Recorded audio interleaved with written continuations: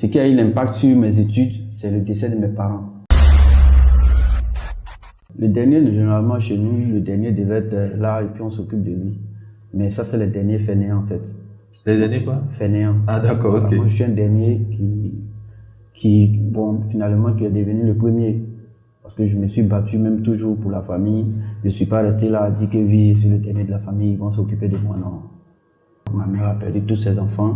Je suis resté qu'avec une grande sœur et 2 frères. Mais l'autre frère, c'est que c'est pas l'enfant de ma maman, mais c'est mon frère, quoi. C'est un de mes frères, voilà. Comme on est en Afrique. Mais les enfants de ma maman, nous étions 14. D'accord.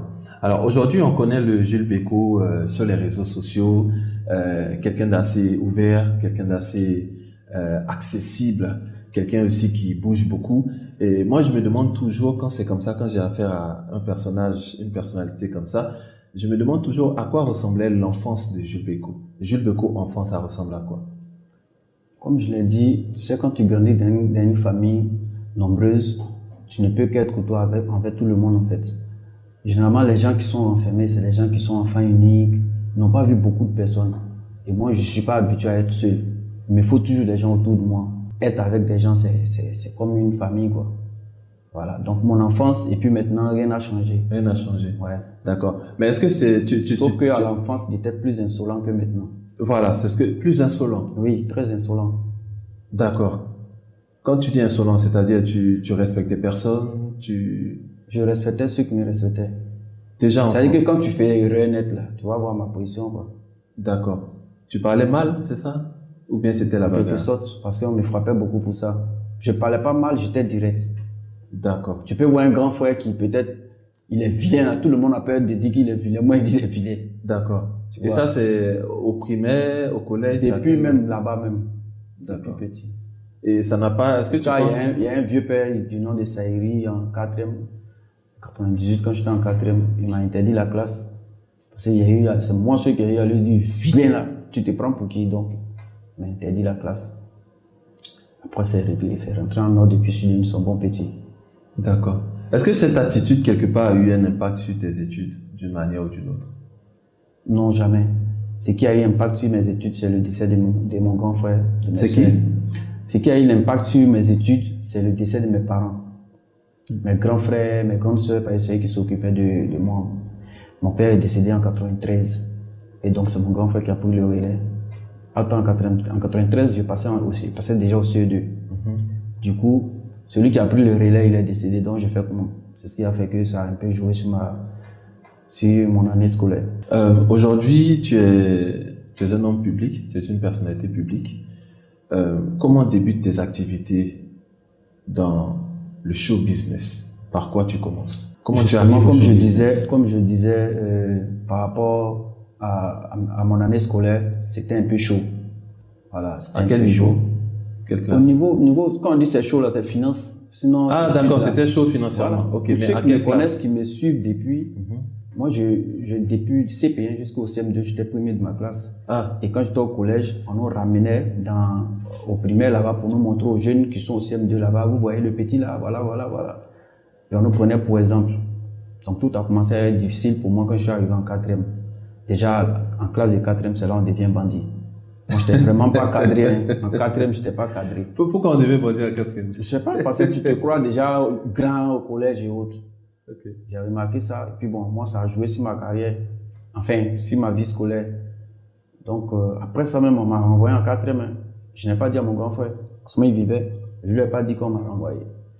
Donc, j'ai fait une année comme ça, sans aller à l'école. Je me lève le matin, à ce moment, il y a un vidéoclub. Je me mets au vidéoclub, je passe le temps là-bas puis je reviens le soir, comme si je suis quitté à l'école. Et dans le temps, ton bulletin partait là où ton frère ou ton papa travaille. Les bulletins d'école, on ne donnait pas aux élèves. Donc c'est là, lui, il reçoit ça là-bas. Peut-être plus tard, il regarde, il voit que je suis exclu. Il me dit, mais pourquoi on t'a braqué et puis tu ne m'as pas dit? Je dis non, que j'avais peur. Puis bon, c'est quand il a gâché une année comme ça. Et mon grand frère dit, bon, comme tu as gâché l'année, si on te prend en 4e encore, c'est comme tu t'es ramené en arrière, on va prendre 3e directement. Donc c'est là, on me met en 3e, forcé et échoué. Ouais, parce que tu n'as pas bien suivi. Voilà. Donc j'ai repris 3e en encore. Et puis, après, maintenant, c'est là on m'a envoyé au lycée municipal d'Atakoubé en seconde. C'est-à-dire que c'est la classe de 3e seulement, il n'est pas fait au lycée. On m'a ramené en 4e au lycée. J'ai fait 2 ans dehors. Quand il y a eu le BPC, on m'a ramené en seconde là-bas. C'est là que j'ai fait terminale. Et en partant maintenant vers première, c'est là mon grand frère décède. Wow. Encore un autre coup de jeu. Voilà. Quand il est décédé, déjà, 4e, ma grande soeur est décédée. 3e, ma grande soeur est décédée.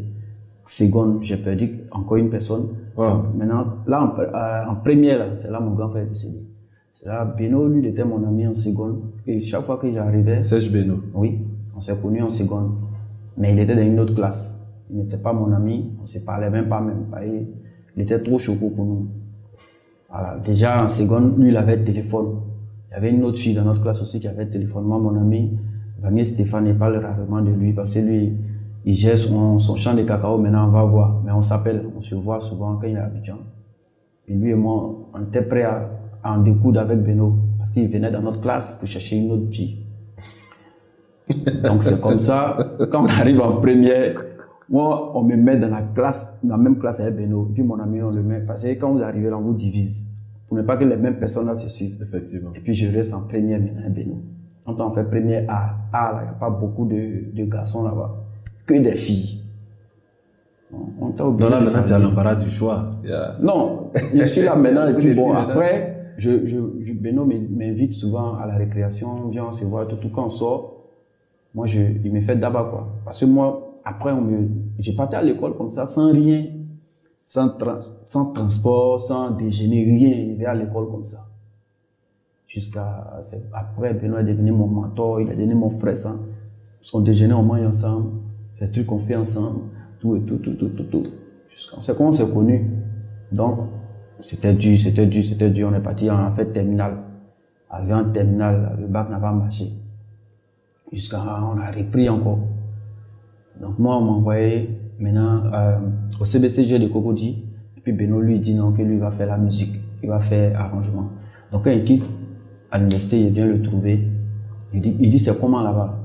Monsieur l'étudiant, il dit ah c'est chaud hein. Moi-même, il vais au lycée, il vais là-bas, il ne sait même pas ce qu'il m'a fait. On dit mais si ça ne va pas vous venir, on va faire le mouvement et puis un peu on s'en sortir. En ce moment, il faisait arrangement 25 000. Les 25 000 ensemble, moi j'ai un peu avec. J'ai pris mes bagages, même il habitait chez lui. J'étais devenu le 2e enfant de sa maman. Son vieux était à Yamsoukou.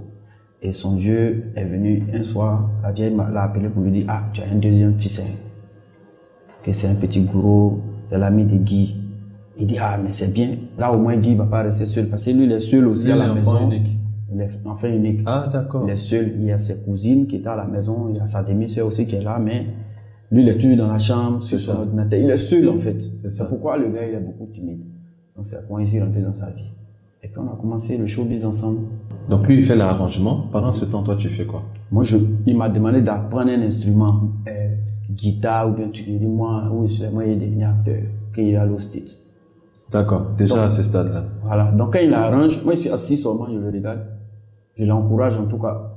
S'il y a des idées, je lui donne. On est là jusqu'à un jour, ils ont lancé un casting. Dans le temps, on payait casting. Hein. Tu payes 20 000. On te demande photo entière, photo coupée, puis tu viens avec pour aller faire casting. Donc ce jour-là, il a fait un arrangement. Il m'a donné les 20 000. Il dit bon, il a caché les 5 000 à manger après. Et comme tu veux devenir acteur, il faut aller. Ce parti-là ne m'a jamais appelé. Ils ont pris notre argent, on n'a même pas pu faire casting. Et puis je suis revenu encore. Le gars, il insiste. Tu apprends un instrument. Il dit non. Un jour, Baby m'a dit d'aller prendre un cahier. Baby Philippe. Ah, Baby Philippe. Il va m'apprendre comment on joue guitare, tout ça. Là. Il dit non, moi, il ne veut pas. Donc, c'est dans ça où le Benguis m'a repéré. Une fois, quand il vient au studio, il ambiance tellement. Il m'a dit ah, Beko, je suis en train d'écrire un film là. Ta main te comporte là. Je pense que tu as joué dedans. C'est comme ça qu'il a joué dans Yopougon dans le quartier.